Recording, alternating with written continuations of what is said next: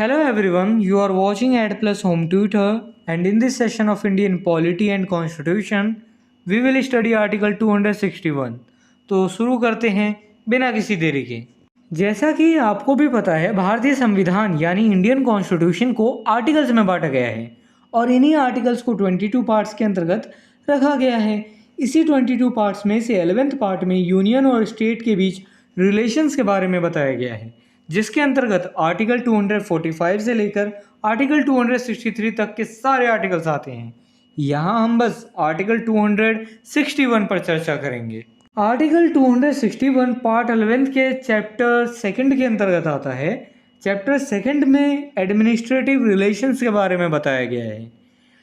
यहाँ मैं पहले कंटेंट को इंग्लिश में तो रीड करूँगा, फिर उसकी मीनिंग आपको हिंदी में समझाऊँगा ताकि आपको कंसेप्ट ज़्यादा से ज़्यादा समझ आ सके।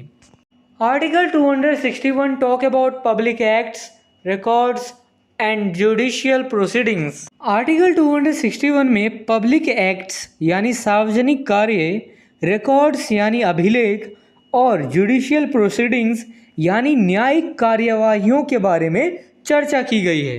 देखिए, यदि राज्य या यूनियन द्वारा कोई सार्वजनिक कार्य किया जाता है या फिर कोई रिकॉर्ड, कोई अगर केस में कोई फैसला दिया है, राज्य या यूनियन के द्वारा कोई फैसला दिया गया है, उसका कोई रिकॉर्ड होगा। ऐसे रिकॉर्ड को या कोई न्यायिक प्रोसीडिंग्स, कोई जुडिशियल प्रोसीडिंग्स, न्यायिक मतलब कार्यवाही जो चलती है, उसके तहत जो भी कहा गया है, तो ऐसे कही गई बात या की गई कार्यवाही या कोई रिकॉर्ड जो है, इसी के बारे में यहाँ चर्चा की गई है, चाहे वो यूनियन के द्वारा की गई हो चाहे राज्य के द्वारा।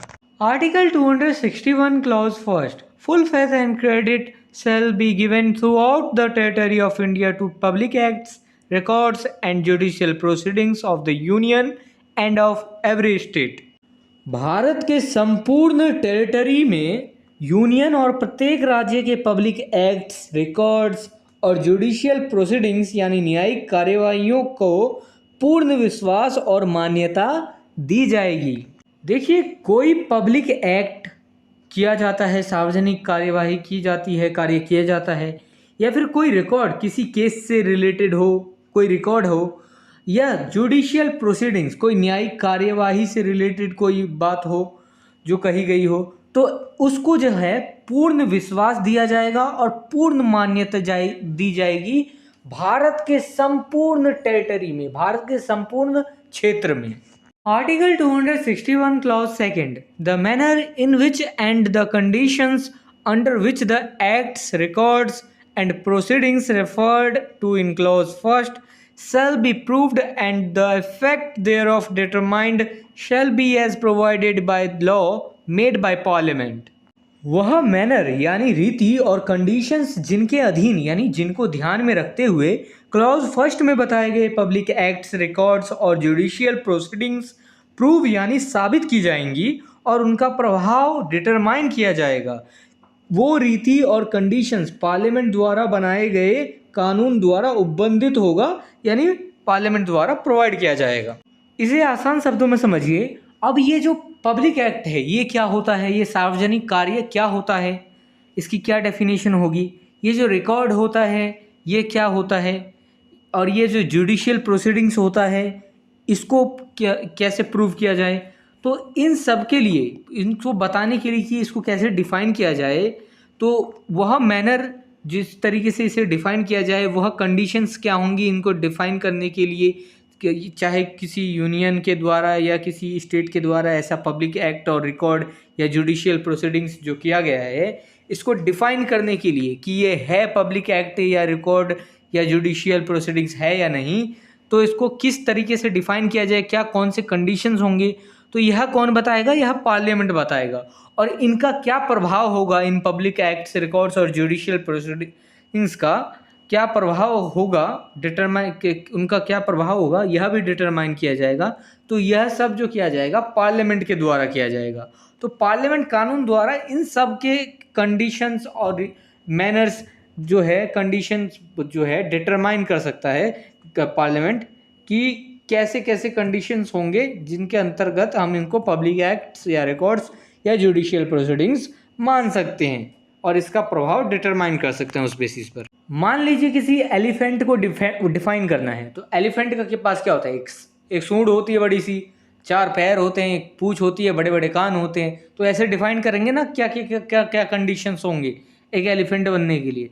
तो इसी तरीके से पब्लिक एक्ट्स क्या होंगे, अगर कोई यूनियन या कोई राज्य कोई पब्लिक एक्ट्स कोई सार्वजनिक कार्य करता है, तो वो सार्वजनिक कार्य क्या होगा, कोई रिकॉर्ड है तो उसकी रिकॉर्ड के कंडीशंस क्या होंगे, रिकॉर्ड्स कैसे होंगे, और जुडिशियल प्रोसीडिंग्स कौन से होंगे।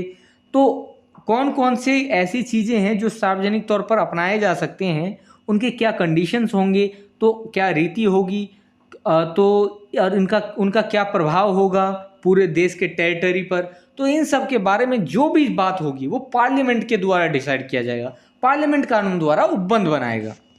Article 261 Clause 3rd. Final judgment or orders delivered or passed by civil courts in any part of the territory of India shall be capable of execution anywhere within that territory according to law. Bharat के territory यानी भारत के संपूर्ण area में, जितना भी area है भारत का, तो उसके किसी भी भाग में सिविल कोर्ट्स द्वारा दिए गए या पास किए गए फाइनल जजमेंट्स या ऑर्डर्स उस टेरिटरी के भीतर कहीं भी लॉ के अकॉर्डिंग एग्जीक्यूट किए जा सकेंगे। देखिए, भारत के एरिया में जितने भी सिविल कोर्ट्स हैं ना, उनके द्वारा यदि कोई फाइनल जजमेंट दिया जाता है या कोई ऑर्डर दिया जाता है, तो उस पर्टिकुलर एरिया में जहां वो सिविल कोर्ट का जुरिस्डिक्शन रहता है, उस पर्टिकुलर एरिया में जो है वह जो लॉ है एग्जीक्यूट किए जा सकेंगे अकॉर्डिंग लॉ के अकॉर्डिंग। जो भी जजमेंट फाइनल जजमेंट होगा, जो भी ऑर्डर होगा, तो उस पर्टिकुलर एरिया, मैं उस एरिया की बात कर रहा हूँ जहाँ उस सिविल कोर्ट का जुरिस्डिक्शन है, उस टेरिटरी के भीतर कहीं भी लॉ के अकॉर्डिंग एग्जीक्यूट किए जाएंगे। अब एक बार लॉ तो एक बार जजमेंट दे दिया, एक बार ऑर्डर दे दिया, अब वो तो लॉ बन गया ना, कोई जजमेंट और ऑर्डर अब लॉ बन गया। तो अब वो जो लॉ है वो उसमें चलेगा उस एरिया में जहाँ वो सिविल कोर्ट है। बस यहाँ इतना ही कहा गया है। If this video is helpful for you, then please like and share this video, and if you want see some more these type of videos, then subscribe the channel and click the bell icon and select the all option for upcoming videos. And I hope you have a great experience by watching the Ad Plus Home Tutor.